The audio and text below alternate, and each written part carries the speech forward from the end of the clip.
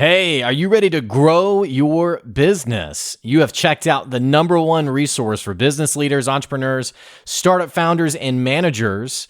And we're going to teach you how to grow and scale your business with real actionable steps. There's no fluff in this podcast. It's just good advice. Check out this episode. If you're a first-time listener, make sure you subscribe to the podcast. And if you enjoy this episode, leave us a 5-star review. Today's episode is with Randall Crowder, who is the COO of Phunware.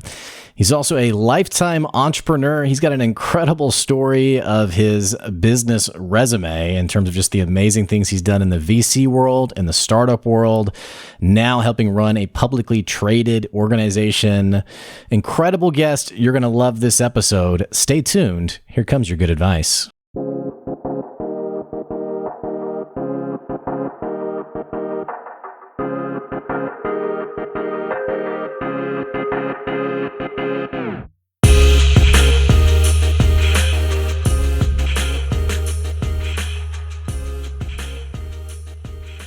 Hey, welcome back to another episode of the Good Advice Podcast. Hope you're doing well today. We're sitting down with Randall Crowder, who's the COO of Phunware. It's an American mobile software and blockchain company. If you've listened to the podcast long-term, you know how exciting I feel blockchain is. So I'm excited to learn more about Phunware. If you're not familiar with the company, they're pretty incredible. They're traded publicly on the NASDAQ. They have more than 940 million monthly unique active devices and over 5 billion daily transactions. This business is the real deal. And Randall is joining us today to talk about really what life is like helping run this business. Randall, it's so great to have you here today. I love great guests. I know you're going to be an amazing one. How are you doing today? I'm doing well, and I appreciate you having me. It's a lot of pressure. You know, when you're titled Good Advice, you feel a little bit of an obligation to not say anything stupid. So we'll see how it goes. You know, I've been fortunate. First of all, it's always great. I love when I have someone on the podcast, like you and I were just kind of chatting before we even hit record. And I can always tell it's going to be a great guest. We're like, you know, someone like yourself, you have just an energetic personality, a very, like, let's talk, let's get into this. You know, it's really fun. Unfortunately, I have soiled the Good Advice name in the past where I've had people on where, pulling teeth. Yeah, we're 5 minutes in and I'm like, man, like who sent me this guest? But, you know, fortunately, like 98% who come on are pretty amazing. And, the Good Advice name, we're out here trying to give good advice to business owners, entrepreneurs, startup founders. You know, you guys who are listening, you're looking for that good advice for your business. And the good news is Randall's here to give it to you. So no pressure. You know what? I love what you're doing. Well, the one thing, I mean, my lawyers hate it. I probably talk too much and I'm probably a little bit too honest, but I always feel like I'm not very altruistic. I just feel like honesty and transparency is easier to keep track of. So like, I just always tell the truth and tell you what's on my mind. That way, if you ask me about it again in like a month or two, I don't have to think about what did I say to which person. So I think, you know, for me, advice in general, it gets so colored, especially by entrepreneurs, almost over a y-axis of time and the x-axis of success. And so it's like the more successful you get, it either becomes real obstinate later on and less tangible, or you kind of flower over all the mistakes. Like you don't want to like rehash all the times you almost went bankrupt or almost all the times you got sued or all the messy stuff. And so I think a lot of people, unfortunately, you know, when they start a company, it's like a big shock. They're like, wait a minute, like I have to be HR, I have to take out the trash, I have to combat all these things that are not just, okay, I want to be Steve Jobs and just think of visionary, cool products. It's like, no, being an entrepreneur is hard and it sucks. I love how you just said all that. I mean, it is, I was just talking to someone the other day and I was like, because they were asking me like, what's it like being a business owner, being an entrepreneur? And I was like, it's amazing, but it's also really miserable. And he was like, oh, that doesn't sound really great. I was like, yeah, well, you know, I mean, I loved your phrasing. Like on social media, it's like, you would think this is the most amazing thing you could ever do. It's so incredible. It's so freeing. And in some ways that's true, but like lawsuits and, competition, angry customers, HR. I mean, it's a complicated game. I feel like it's almost like karma, over the years, and what I'm about to say is super gender neutral. So it's for men and women, because obviously, I think, some of the best entrepreneurs I've ever met are a woman, but, I see a lot of my guy friends who are just like super type A and like trying to like be the next Elon Musk. And I was telling them the other day, I was like, this is our payback for, the women who, when we were younger, all had to grow up trying to live into like Cosmopolitan or all these images of what women should be. And now in entrepreneurship, you kind of have something similar where you're always trying to like match this, image from an influencer on social media or Right. private planes. And like, you don't realize that a lot of that's fake or a lot of it's curated. And so, you really, you don't know until you try. And so I always tell people, forget about all your preconceived notions, forget about all your fears. You just gotta, Jimmy Chin, I don't know if you ever saw that movie, Free Solo, but he's the cinematographer for it and a really famous mountaineer in his own right. And one of his famous quotes is, commit, then figure it out. And I've always loved that from entrepreneurship. And it's great to hear that from a climber, right? Commit, then figure it out.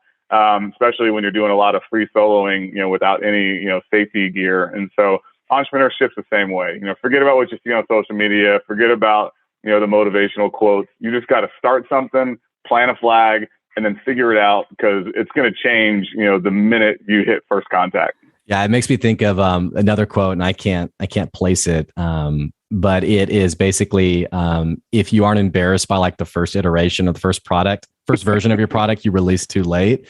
And it's, it's kind of like what you're saying. It's like this implicit, like, you're doing it, but you're figuring it out after the fact. Like you're always iterating, you're always innovating, which is a lot different from the neat and tidy portrayal of, because I mean, we all see the ads, we all see the posts of where someone's like, yeah, I was a server in a restaurant, and I was talking to someone this morning about like the obnoxious like fake gratitude posts, which are like, I'm so grateful I quit my job serving at Chewy's, and now 6 months later I'm a 8-figure millionaire. Like, wow. And I'm like, selling dude, ads on YouTube. Yeah, I'm like, come on, bro. Like, why are you doing this? And I think it is like, I don't think it's all like intentionally malicious, but I do think a lot of it is what you said. It's people trying to match like that influencer image. How do I seem successful? All that stuff, and it's just not the real entrepreneurship game.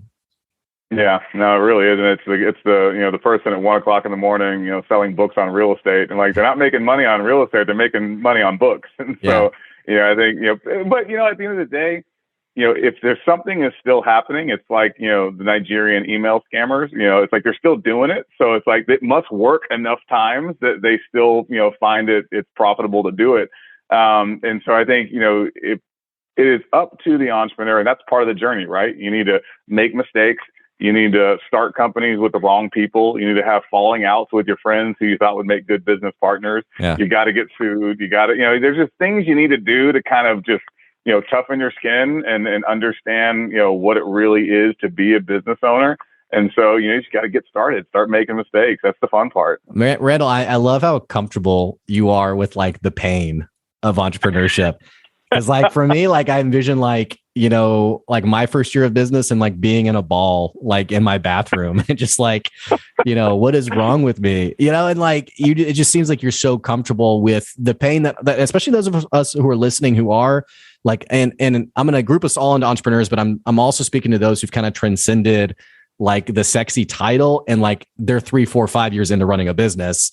You're talking about this in such not dismissing it, but just like, it's just, it is what it is. Right. Yeah. So I'm curious your journey, like talk to me a little bit more about like your backstory. Yeah. How'd you get to this point? Not just COO at Phunware, which is an amazing credit to you in its own right, but getting to this point where you are, you recognize it, but it's almost like you're appreciative of the journey. I'd love to hear more. Yeah, so I always say, I've made a career out of collecting jobs I'm probably not qualified for, but what better definition for entrepreneurship than doing just that? Because I mean, who's ever qualified to do what they're about to try to do because they're doing it for the first time, at least for them. So I actually, it's weird. So I got started, kind of very circuitously. So I went to the military. I went to West Point for undergrad. I went in, I'm dating myself now, but I went in before September 11th. So I had no idea what I was getting into. One of my good friends at the time had convinced me to go. And I was like, wait a minute, you got to be in the Army, right? He's like, yeah. I was like, oh, no, thanks. And so I did not come from a military family, had no, desire to be some, patriot. But over the months leading into kind of, college applications, he convinced me. And I did always have this internal sense of, if you show me a challenge, if I don't know the challenge exists, I don't feel bad about myself for having missed out on that challenge. If you tell me the challenge exists and I willfully decide not to do it, it's like I'm admitting something about myself, like I was scared or I didn't think I could do it. And I've always had this innate sense that like, well, crap, now I got to do it. And so he kind of kept pestering me, and I was like, man, if I don't go, right? I was like, well, there's no way I'll apply, but there's no way I'll get in. So lo and behold, I ended up getting in, and I'm like, damn it. So I was like, now I got to go. So got in, Rumsfeld was downsizing the Army. Literally everything was kind of, it was peacetime. And he always told me, like, look, we'll get this great education, and then, we'll probably get paid to get out of the military. No big deal. I'm like, all right, that sounds good. No big deal. Little did you know. Then, junior year, September 11th happens. And I still remember walking into my class, first the day of September 11th. And we walk in, and it's this old cartoonish colonel. And he goes, well, cadets, you're all going to war. I was like, oh, man. I was like so, damn it. This plan went out the window. This has got to be I'm just trying to think back to this. I mean, this has got to be just a crazy moment, like an evolutionary moment for you, because like I remember being in school, September 11th happens, teachers like, hey, this is what's going on. There's all this like conversation, and it's wild for me as a US citizen, but also like out of reach, right? Because like I'm not going to war. Like for you, you're having the same experience of like that we're all having, and yet for you personally, it's about to get a lot more different for you and realistic for you, tangible than anyone else. So it was pretty wild because and then and actually at one point we thought one of the planes was actually targeting West Point, and so there was credible evidence. So even the actual post kind of went on lockdown and kind of high alert. But, if you fast forward, wouldn't change it for the world. Was deployed a lot of times, was in a kinetic unit, Army Ranger. It was a very defining experience because, you're dealing with a war that we had never fought before. And so all of the real leadership and decision-making had to be pushed down to the smallest level. So you learn a lot about, leadership because it's not big tank movements on open deserts against, a fake, Soviet Union enemy. It's you're in a village. You don't know who's enemy, who's friendly. You're doing, 1 minute you're a trigger puller, another minute you're doing, you're handing out candy to kids. And you have to play those roles very, seamlessly. But you also have to trust, kids. I had, 18-year-old, enlisted, specialists negotiating ceasefires with tribal leaders. And so, it's like you really have this incredible appreciation, and this has always stuck with me, for your resume, your college experience or where you went to college or your upbringing. Nothing is such a great normalizer as getting shot at. And so, I've always appreciated that, the best ideas don't necessarily come from the most likely sources. And so making sure that everybody has a voice and everybody participates in any sort of ideation or strategic planning or tactical execution, I always, have kept that with me to make sure that everyone's voice is heard, because you never know when the really great idea is going to come up or who it's going to come up from. But I will say, being in the Army will teach you, you either love a boss or you hate a boss. I've learned that I do not like having a boss. Bureaucracies are not for me. And so in the military, I was always doing a lot of like odd things and kind of carved our own path. So I liked that small unit leadership, but ultimately knew I wasn't going to stay in the military. So got out of the military, and then got into venture capital because, again, I didn't want a boss. And so I knew I wanted to start a company, didn't know what company I wanted to start. So thought, what better thing to do than learn venture capital so that I could see a bunch of entrepreneurs and how they did it, and kind of know my enemy as well. If I'm going to have to raise money from VCs, I should work within a VC to kind of learn what they're going to think and how they might think of me as an entrepreneur, and then fell in love with it. It was one of those things where I love, entrepreneurship. Entrepreneurs are like little drug dealers. They're always pushing product and you can't get enough. And I love like passion and innovation and people just, swinging for the fences, knowing full well that 95% of them are going to fail, but they're still trying anyways. And so I ended up taking over an angel network, ended up growing that to be the most active angel network in the country, the Central Texas Angel Network. And then used that to start my own fund that was focused mostly on healthcare technology. Ironically, while I was doing angel investing, I helped with the first $1.5 million to start Phunware back in 2009, and then just kept on my venture capital career track. And then about 5 years ago, Alan and I were riffing on where Phunware was and his plans to kind of take it public and to kind of expose it to more, to blockchain. And I was doing some things in blockchain. And so I ended up agreeing to invest in the last private round before we were going to go public. And then the old COO, great guy named Scott, ended up needing to step away for some personal health reasons. And Alan said, hey, you've been doing this VC thing for a decade now. It's fun, but, I know you keep talking about wanting to be back with a team. I miss the camaraderie of one team, one fight. Yeah. He said, you want to take this, take Phunware to the next level and help build this thing with me. And so I think I surprised myself. I think I always knew I wanted to get back to a company.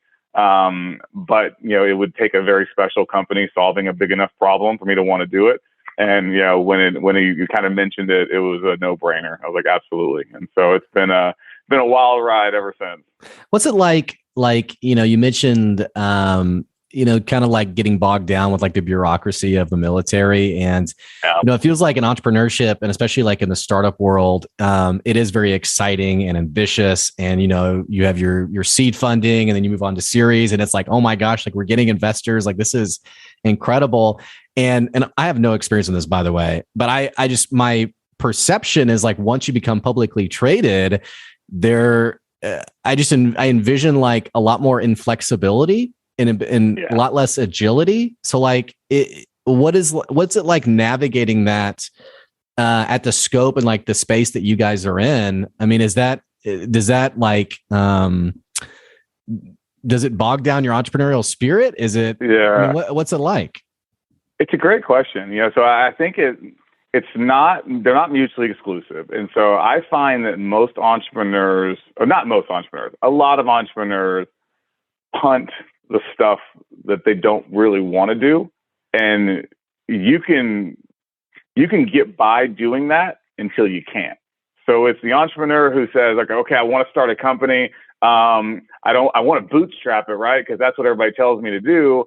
And, I'm not going to go pay, some big law firm all this money to start my company. My cousin's a real estate attorney. He'll hook it up. Yeah. And then that's fine. And for like years, it's fine. And then like 3 years later, you're doing something and you look back and your docs weren't formed the right way, or you don't have certain provisions that would have protected you. And you're like, oh shit. And like, it bites you in the butt. And so it's the same thing I think of when I think of bureaucracy, so it's called organizational development or organizational rigor. And so as an entrepreneur, I've always coming from the military where it was interesting. You kind of needed the foundation of the bureaucracy, which we always had. But then when we went into Iraq and Afghanistan, there was no playbook for it.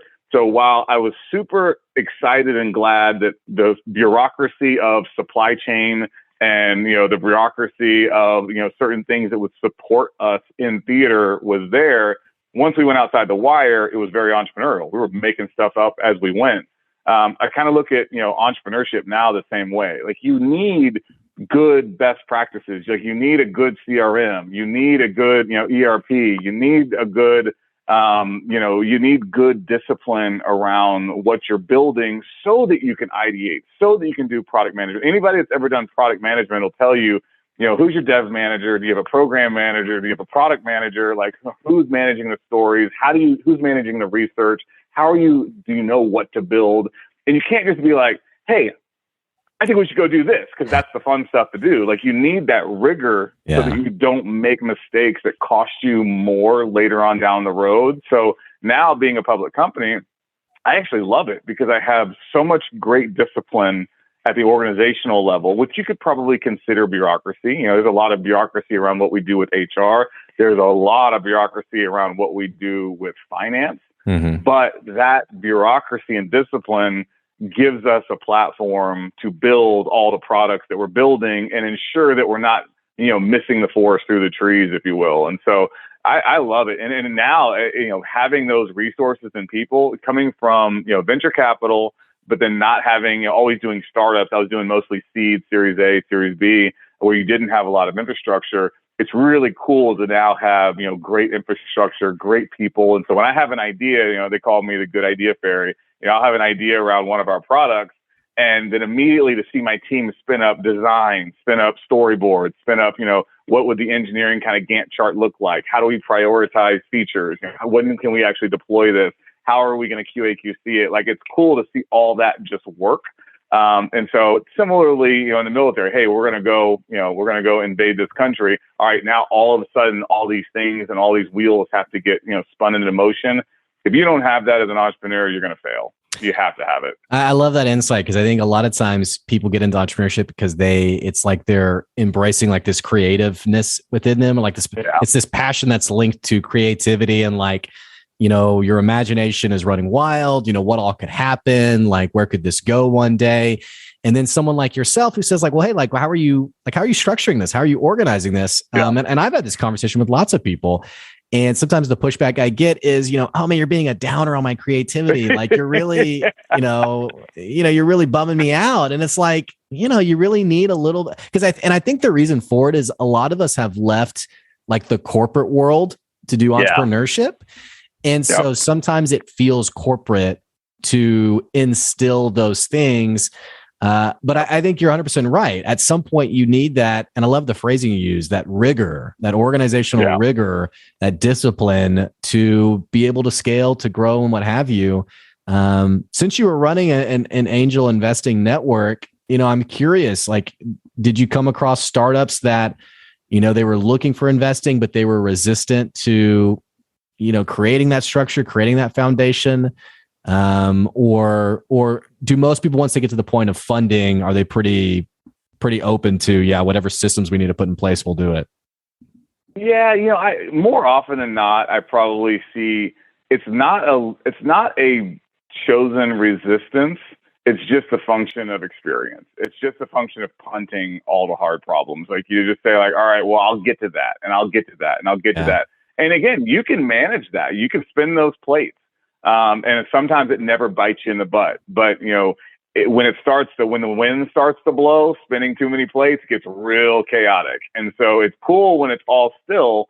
But when the chaos ensues, and it typically does, then you kind of regret not having all these things. And I think the other thing is, for me, I've always been big on expectation management. And so like, if you're trying to recruit and retain some of the best talent, they're going to expect, if you're like, hey, you're hired, and then you show up and you're like, business cards, like a computer, like, what are we doing here? Like, oh, well, you probably just use your own personal computer, right? Like, okay, great. All right. Where do I file like an expense report? Okay. Well, just give us all of a sudden it starts to get a little wonky, and you're like, wait a minute, like, is this a real company or not? And some of the, when we bring on, salespeople, you want to be able to train them on like HubSpot or Salesforce. You want to be able to have a lot of content to be able to get them up to speed relatively quickly. You want to have that rigor, and how do you onboard somebody? And so it's setting expectation, because the very best people, you're not doing them a favor. They're doing you a favor. Like, and in the best world, you're doing each other a favor, right? But I say the A players, they can do anything in the world they want, and you're so blessed to have them. And so you want that rigor to bring them on in a structured, professional way, even as a startup. So the best startups I saw, ran their startup like a big business. It didn't mean that they became slow and archaic. It just meant that they put their best foot forward, whether it was operationally, with sales, or with their customers. And it really, you could tell. And then the other thing that I would always look for, regardless of their commitment to discipline organizationally, was just commitment to the business. I remember one day I had 2 back-to-back pitches, and it was just ironic, because the first one was 2 guys from Wall Street who had talked the entire presentation about how much money they made. And then I just asked them, like, how much were they putting into the deal? And they were like, well, they literally flippantly said, like, well, that's what we're here for. Like, we're here for your money. Like, we're not putting our own money in. I'm like, hey, that's a totally fair answer. If you can play with the house's money, by all means, you should. But then the next presentation was, a teacher who had, maxed out 2 credit cards, mortgaged her house, refinanced her parents' house, and like cash in her 401k. So I'm like, bad and so relatable. This woman will run through walls to make this successful. You guys, whether it's successful or not, you have no skin in the game. So what does it matter? So like for me, even more important than the organizational, commitment, I like the, I call it a walk-away factor. What is your walk-away factor as an entrepreneur? And so when entrepreneurs are raising money from people, they should understand, coming from a career investor, that's one of the things I'm looking for. I want to know either A, how much money have you put in? B, how much money have close people to you that you do not want to fail? How much money have they put in? Because people operate differently when mom and dad's retirement fund is in the company, when their best friend from college, his family's money in the company, when their own money is in the company. And that's always been one of the most meaningful tells to me of how driven you'll actually be. Yeah. And for those of you who are listening, who you've maxed out 2 credit cards and, refinanced the house and all that stuff, kudos to you. Yeah, you have a lot of company. You have a lot of company. So try not to be too hard on yourself. I want to go back to a comment you made that I really like too. We talk a lot about like the customer experience. And I think newer business owners, like the easiest way to think about this is like your average like Chick-fil-A visit, a business that they have spent a lot of time and effort on that experience and it being similar wherever you go. I think the employee experience is also really important. And I think you hit the nail on the head on, some of these systems that we develop internally are directly related. And this is so important today because, the anti-work movement is getting so much momentum right now with people who are pissed off, who are swapping stories. Let me tell you my story, all these different things. And so it's all the more reason, I think 10 years ago, the whole like, well, they should just be grateful they have a job doesn't fly anymore. Right. And so I just appreciate the way you phrased it of, they're doing us a favor, they're blessing us with their talent. That seems like a really healthy perspective, especially in today's culture, great resignation. It's hard to keep talent. I think that's good advice for all of us. It really is. And I think we talked about this before we got started officially about just kind of, where are we at in terms of the, work from home, versus trying to return to work kind of movement and that, very real tension between the two. And I think it's going to be something that people wrestle with for a while. For me, again, it's like I'm always, as a leader, I'm, and I would say this, whether you're an entrepreneur, whether you're working with somebody, never assume that what the story you're hearing or the conversation you're having is exactly what the person you're having with it is trying to get out of it. So I have a lot of little trick questions as a VC, like where you think I'm asking you one thing and I'm not asking you that at all. I'm asking you something else. And there is, I think, a lot of that in leadership where I'm watching how people interact with each other. And so, you could be the smartest person in the room, but that doesn't mean you're the most valuable to me or the company. And I think for me that, I am big on camaraderie. And so as much as I appreciate, all of the talent we have, I am looking for some of our talent to self-organize. And it's been really cool to watch. And so like one of the reasons why we're looking at new space in Newport Beach area is that team is like chomping to get back into the office together. They don't have to. They're incredible engineers. They're incredibly, a lot of our engineering talent is over there. But they're like organizing lunches, they're meeting together to get back together because they miss riffing. And I think that that makes me so proud to watch that, because it's not just about let me do the job. We spend 80% of our time at work. And so you need to love what you do, kind of old, adage. And they want to work together because, the crazy thing is nobody's really talking about the inefficiencies of working from home. I do it all the time where I'm trying to get people off of this idea that everything needs to be a meeting, I'll have a 30-minute meeting for something and if they were in the office, they could just pop by. I have an open door policy. They could be like, hey, what do you think about this? And it's like, maybe it's, something 2 branding seconds for the product Yeah. or a feature or something. I'd be like, you know what? I like that better. And then we're done versus, hey, do you have some time? Let me get on your calendar. And then we've got to riff for a couple minutes. It just, it's almost less efficient. And so I like that, just that ability to riff in real time with people. And that's not going to be for everybody, but the kind of culture we're building at Phunware, that's what we want.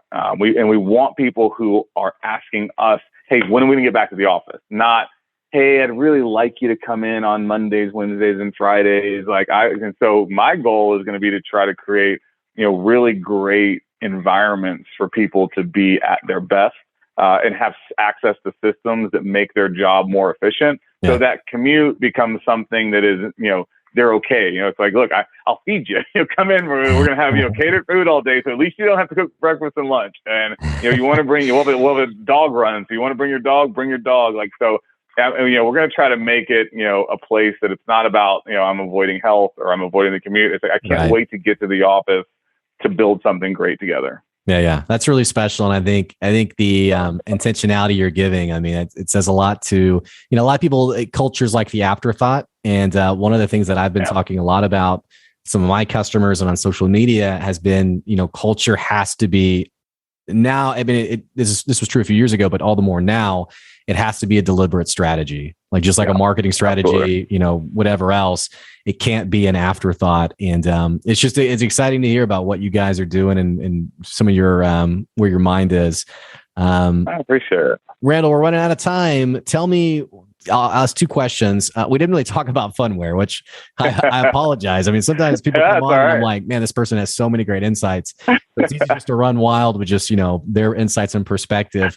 What do people need to know about Phunware? And second of all, what's next for you? Not necessarily like, job or anything, but like, what are you putting your attention on? What are you focusing on? What are you spending your energy on?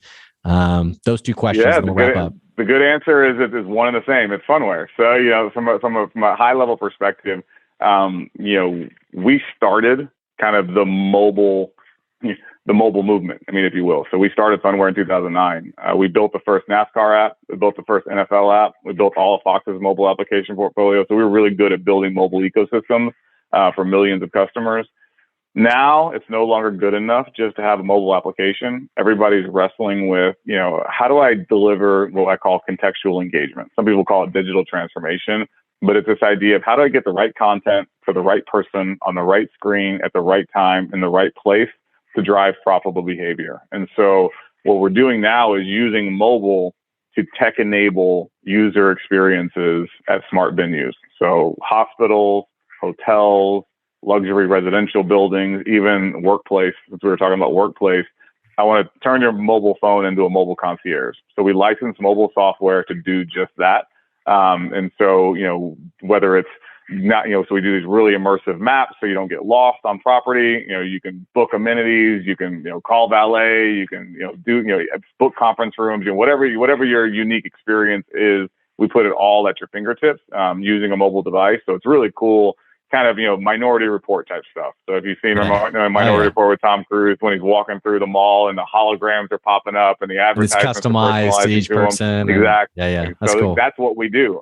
We just use a mobile device today. And so what's cool about that, that contextual engagement that we can deliver with now we're, to your second question, a lot of what we're doing now is tied to blockchain. So we've got the mobile software layer that allows us to deliver that contextual engagement. Now we're using blockchain to verify that engagement, but also incentivize that engagement. So we actually have 2 different digital assets, Phuncoin to deliver, kind of verified data, and then Phun Token, which is basically to value that engagement. So every time you click on something, share something, like something, do something, engage with a brand, you're informing a data profile about who you are, what's important to you, and sometimes what's even around you. And so we want to basically pay you for that. So we're going to reward you for doing the things you naturally already do. Our software can do that. So that's Fun Token. It's actually available now on buy.funtoken.com. And so we are the first public company to issue our own cryptocurrency. There's a couple of public companies that mine Bitcoin, but there's nobody that's actually navigated the regulatory minefield to actually do this as a public company. And so that's exciting to be the first. Also very painful, but you know what? We don't like to sit still. So Fun Token is that kind of valuing engagement, that's picks and shovels in our model. And then Fun Coin is a security token. It's actually regulated. That's kind of the gold mine. So that's the value of all that data. So every time I'm doing something and teaching the data engine about who I am and what's important to me, that's making that data more valuable. If a brand buys that data, we'll also pay you for that. So right now, Facebook and Google, they just exploit you. They take all your data, sell it to the highest bidder, and Right. you get nothing. Right. Maybe you get to check out Kim Kardashian or something, or fight with people on social media about mandates. But you don't get any compensation for it, even though Right. it's your data. So I always say it's like someone just shows up on your parents' land and plants an oil rig, and you're like, wait a minute, what are you doing? They're like, yeah, but we paid for the rig. You're like, yeah, but it's my land. Like it doesn't matter. We paid for the rig and the labor to pull the oil out. And you're like, that doesn't seem right. But that's what's happening with data. And so we want to kind of change that model. So we're taking all that we know about mobile software, because we live in a mobile first world. It's quickly becoming mobile only. We're injecting blockchain into it to kind of take it one step further and hopefully build a truly decentralized data economy. So, taking the ability to not only engage people on mobile, verify that engagement, and incentivize that engagement as one kind of virtuous ecosystem. It's a big idea, but you might as well go big or go home. Man, it blows my mind. Just like what could be true, like just even 5 years from now. I mean, it really blows my mind. It's really exciting. And credit to you, man. I know this is probably, my brother, he helps businesses roll out crypto assets that are regulatory compliant. And he was like, yeah, I love it, but it is really messy. Painful. Really clunky. Painful.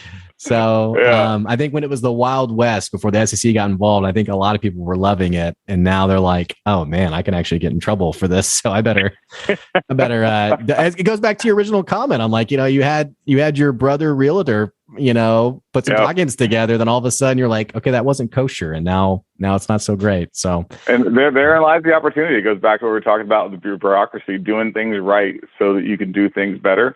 You can't do better if you haven't done the fundamentals right. And so I think the world will flock towards credibility over the next couple of years, especially in crypto. It's just too many scams, too much BS. And it happened with the .com boom as well. You kind of had that bubble burst, and then you had the professionalization of the internet with things like, AdWords and what Google was doing. And then, obviously Amazon came along, and now it became like this professionalized enterprise that you could make money on. That'll happen with crypto as well. And the winners will be the ones that did everything as close to right as possible, because it's going to keep changing. Nobody knows exactly what right looks like, but if you put your best foot forward and you make the effort to try to live into the guidance the SEC at least currently has, you're going to be the ones that I think are going to be, at the head of the line, as these things commercialize. So we hope to be one of them. That's great. Well, it's exciting stuff, man. And Randall, this has been an awesome episode. Terrific guest. Really loved our conversation. And we'll have to meet up again soon and chat again. I would love that. And if you're ever in Austin, let me know. And if I'm ever in Fayetteville, I'll let you know. But I'd love to meet you in person one day. Of course. Well, Randall, thanks again for coming on the show. I really appreciate it. Appreciate it. Thanks, Blake. Hey, for our listeners, I'm going to put all the relevant links about Randall and Phunware down in the episode description below. Make sure you check that out. And also, hey, if this is your first time listening to the podcast and you loved this episode, what the heck are you waiting on? Click that subscribe button, click that follow button so you can keep getting good advice wherever you are. And don't forget, if you want to support the podcast, if you want to buy me a cup of coffee, which in today's culture could be 30 cents or it could be $8, you can go to our Patreon at patreon.com/goodadvice, where you can support the podcast and continue to contribute to the good work that we're doing and having awesome guests like Randall on the show. Also, don't forget, we are continuing to roll out new episodes 3 times a week. So make sure you have the podcast checked out and subscribed to on Spotify, iTunes, or really anywhere you listen to podcasts. and stay tuned for the rest of our amazing guests coming at you at the beginning of 2022. We hope things are going well for you. And that is today's good advice. We'll catch you later. See ya.